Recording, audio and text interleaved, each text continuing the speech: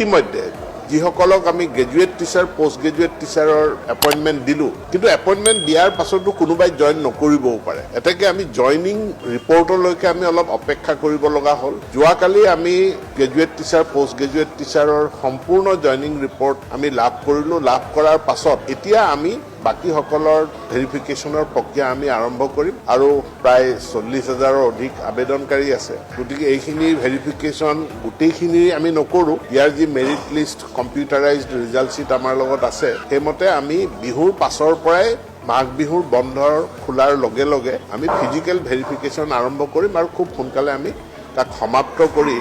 আমি বন্ধুবান্ধৱীসকল আপোনালোকে EM ছাৰৰ এই কথাকেইটাৰ পৰা কি বুজিব পাৰিছে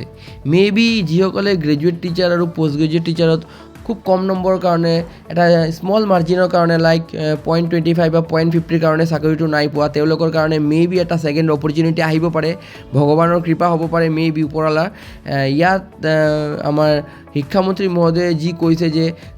এতিয়া তেওঁলোকে মানে গ্ৰেজুৱেট টিচাৰ আৰু পোষ্ট গ্ৰেজুৱেট টিচাৰৰ যিসকলে চাকৰি জইন নাই কৰা আৰু পোষ্ট ভেকেণ্ট থাকি গৈছে প্ৰিভিয়াছ এডভাৰটাইজমেণ্টৰ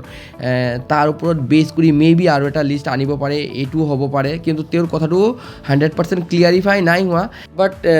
এডুকেশ্যন মিনিষ্টাৰে কোনটো প্ৰসংগত এই কথাকেইটা কৈছে মে বি বহুতে কৈ আছে LP UPৰ 4,500টা পদৰ যি এপইণ্টমেণ্ট ষ্টাৰ্ট হৈছে ফেব্ৰুৱাৰীত ইয়াৰ ভেৰিফিকেশ্যন হ'ব সেই বিষয়তো কৈছে আকৌ বহুতে কৈ আছে যে নহয়